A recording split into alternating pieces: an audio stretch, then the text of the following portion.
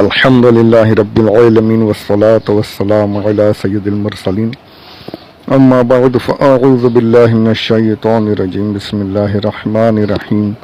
میرے ساتھ مل کر پڑھیں الصلاة والسلام علیک یا رسول اللہ وعلی آلک واصحابک یا حبیب اللہ.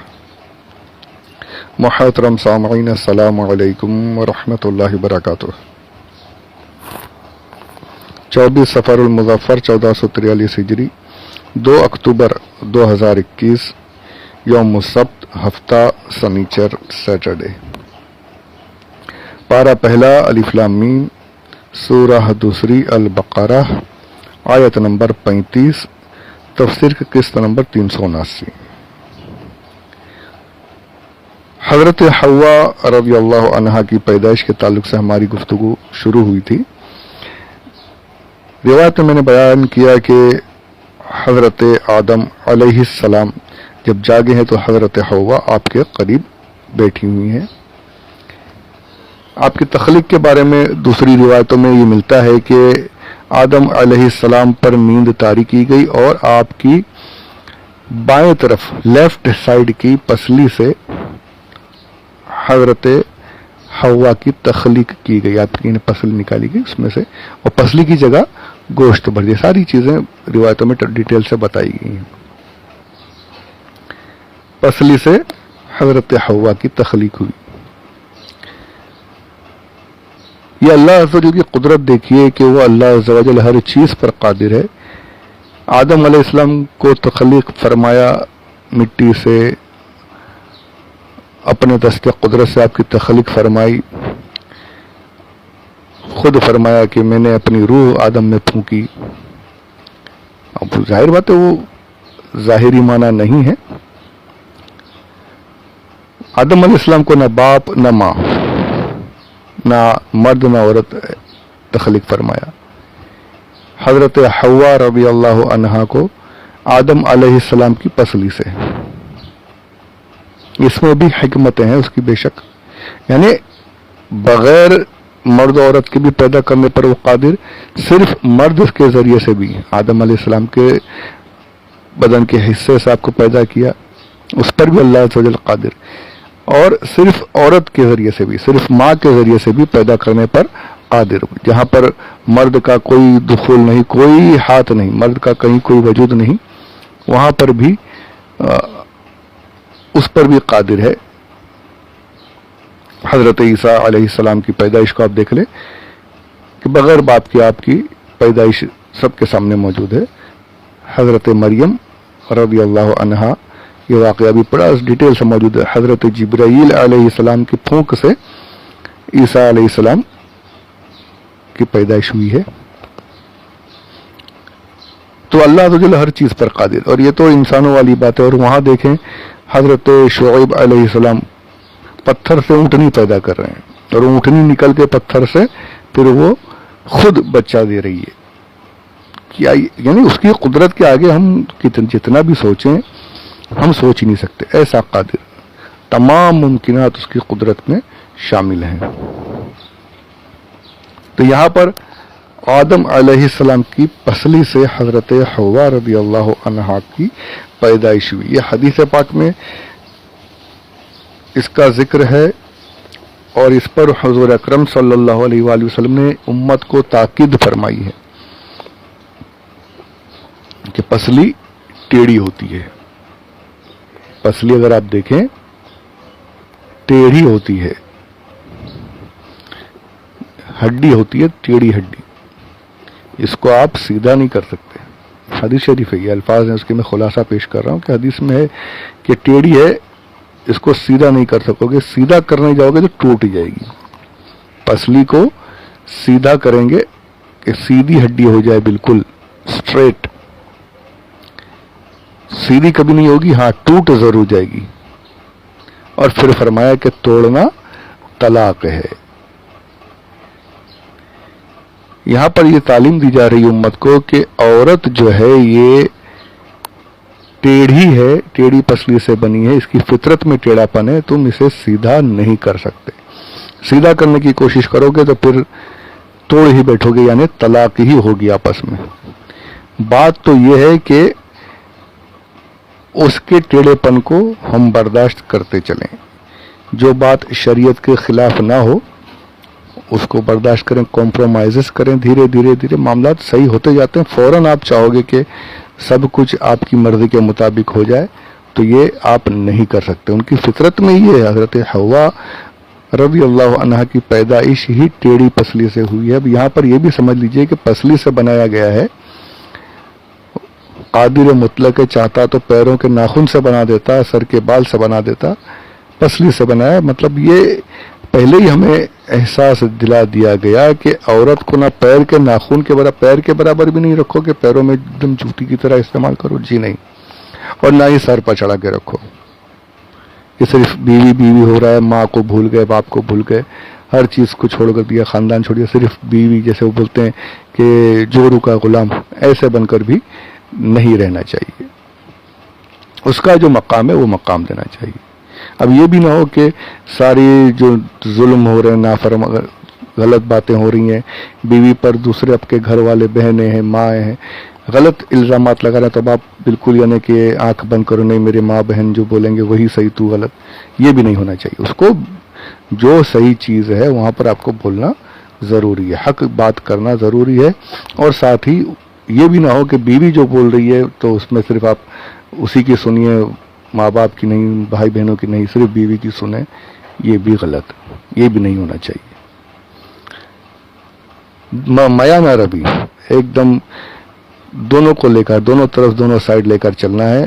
پسلی سے بنی ہے، پیر میں بھی نہیں ڈالنا ہے، سر پر بھی نہیں بٹھانا ہے، ان کا جو مقام ہے مقام ضرور دینا ہے۔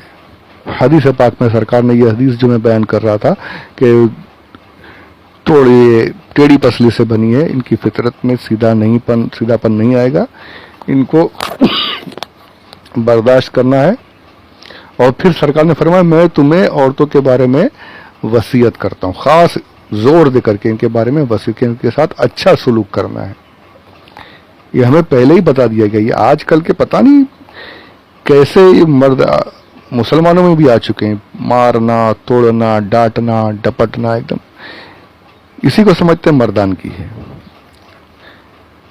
اور پھر یہ کرتے کرتے غصے میں آ کر، پھر کبھی غصے میں، کبھی ناپسندگی کی وجہ سے طلاق دے بیٹھتے ہیں، طلاق بھی دیتے ہیں۔ شرم نہیں آتی کہ کیا؟ پہلے بات تو یہ سمجھنا چاہیے کہ جو لڑکی جو آپ سے شادی کر کے آ رہی، اس کی ہمت کو سلام کرنا چاہیے کہ وہ اپنے جہاں پر وہ لاڑ پیار سے پلی بڑھی، ماں باپ، بھائی بہنیں سب نے اس کو جھیلا، واقعی جھیلتے ہیں بیٹی کو، ماں باپ تو ان کے لیے فدا ہو جاتے ہیں، جو کچھ بولے سب کچھ حاضر کرنے کی پوری کوشش کرتے ہیں۔ ایسے محبت بھرے گھر کو چھوڑ کر وہ آپ کے ساتھ، ایک اجنبی کے ساتھ، ایک بالکل دوسرے ہی گھر میں وہاں آ گئی، سب کچھ اپنا چھوڑ دیا۔ کتنی بڑی ہمت ہے اس کی، کتنی ہمت کی اس نے کہ اپنا پورا بچپن سے لے کر جوانی تک کا گھر، خود کا گھر اس نے چھوڑا، ماں باپ کو چھوڑا، خاندان کو چھوڑا، آپ کے پاس آئی، اور کس لیے آئی؟ آپ پر بھروسہ کر کے آئی کہ آپ خیال کرو گے، میرا شوہر میرا خیال رکھے گا۔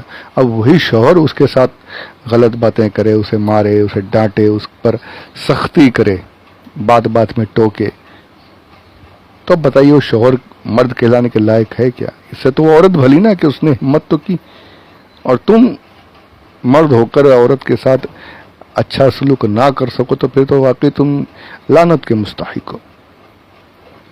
مرد تو وہ کہ اپنی طاقت بھر اپنی بیوی کے ساری خواہشات، جائز خواہشات پوری کرے، دونوں طرف خیال کرے، اپنی زوجہ کا بھی، اپنے بچوں کا بھی، ماں باپ کا بھی، سب کو لے کر چلے، وہ مرد کہلانے کے لائق ہے۔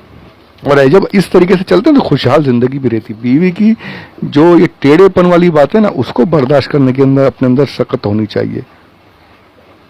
ایک واقعہ میں نے کئی بار بیان کیا ہے، یہ بڑا ہی پیارا واقعہ ہے، بہت درس دینے والا واقعہ ہے،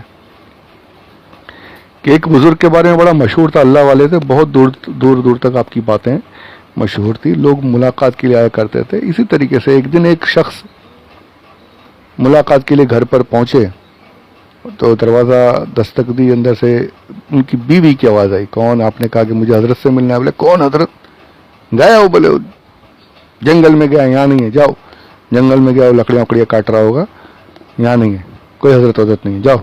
یعنی بالکل اس نے الٹی سیدھی باتیں، تیز مزاج کی بیوی تھی ان کی۔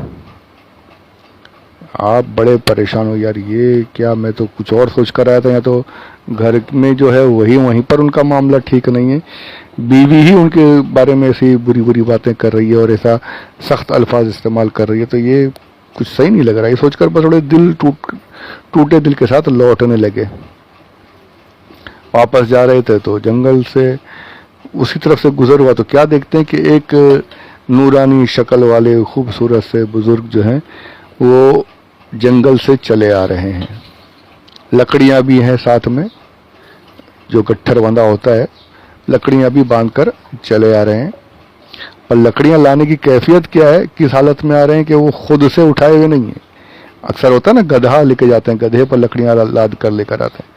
ان کے ساتھ بھی جانور تھا، ان کے ساتھ بھی جانور تھا، لیکن گدھا یا گھوڑا وغیرہ نہیں تھا، ان کے ساتھ جو چل رہا تھا جانور ان کی تابعداری کر رہا تھا، ان کی لکڑیوں کو اٹھا کر جو ساتھ میں پالتو جانور کی طرح سے چل رہا تھا، وہ کوئی اور نہیں، جنگل کا شیر تھا۔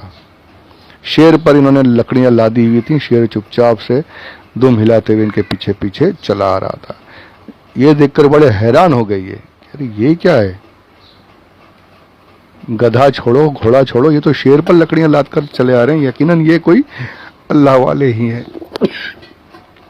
وہ بزرگ قریب آئے، سلام کیا اور خود سے جواب دیتے ہیں، خود سے کہتے ہیں کہ بیٹا، اگر ہم اپنی بیوی کی سخت باتوں پر خاموشی اختیار نہ کریں، سخت باتوں کو برداشت نہ کریں، اگر ہم اپنی بیوی کی جلی کٹی باتیں نہ سنیں، اس کو صبر نہ کریں، تو شیر ہماری اس بات پر صبر کیسے کرے گا؟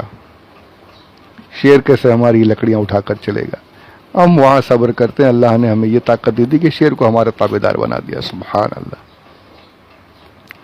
تو اللہ والے جو تھے یہ ایسے صبر، یعنی اللہ کے امتحانات کے جو طریقے بڑے الگ الگ ہوتے، صبر کرنا چاہیے، نرمی کے ساتھ رہنے کی کوشش کرنی چاہیے، تب جا کے گھر کا ماحول سدھرتا۔ میں یہ نہیں کہہ رہا کہ آپ یہاں صبر کرو گے تو آپ کو بھی وہ ولایت ملے، صرف اسی صبر کرنے کی وجہ سے بیوی کی باتیں سننے پر ولایت کے درجات حاصل ہو گئے انہیں، اور بھی ریاضات ہوں گی، پر یہ بھی انہوں نے کہا کہ صبر کی وجہ سے بیوی کی تلخ باتیں، تیز باتوں کو بھی برداشت کرتے تھے وہ تو اللہ والے برداشت کرتے، ہم تو کچھ بھی نہیں ہے، ہم کو بھی تو برداشت کرنی چاہیے نا۔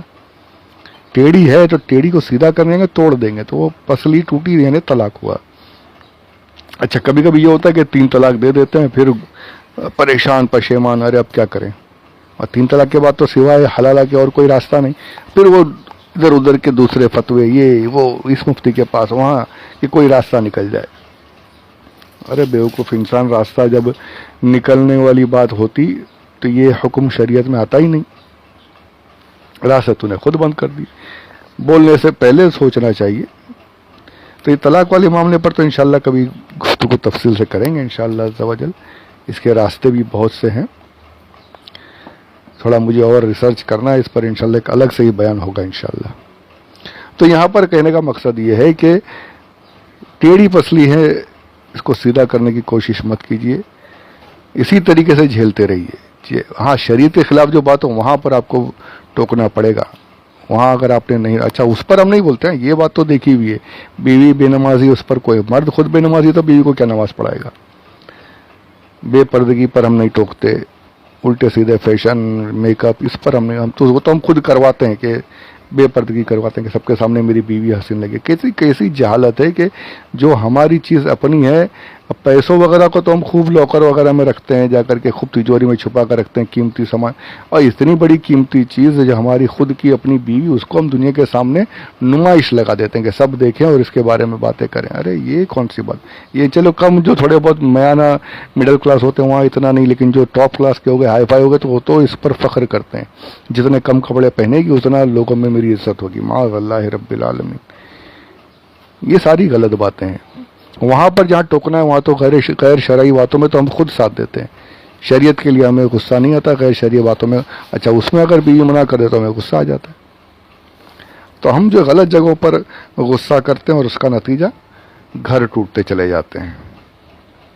تو اللہ ہمیں صحیح طریقے سے رہنے کی سعادت نصیب فرمائے کہ ہم اپنے گھروں میں خوشحالی رکھیں، اور یہ خوشحالی کمپرومائز سے آتی ہے، دونوں طرف سے مل کر رہنے میں، دونوں طرف سے کمپرومائز کرنے میں یہ خوشحالی نصیب ہوتی ہے۔ تو ایک سکون والی زندگی، جنت کا نمونہ جو زندگی ہے، ویسی زندگی گزارنے کی کوشش کیجیے۔ اللہ عز و جل ہمیں ویسی زندگی عطا فرمائے، آمین بجاہ النبی الامین صلی اللہ علیہ وسلم۔ اب جو یہ سلسلہ ہے حضرت حوا کے بارے میں، وہ انشاءاللہ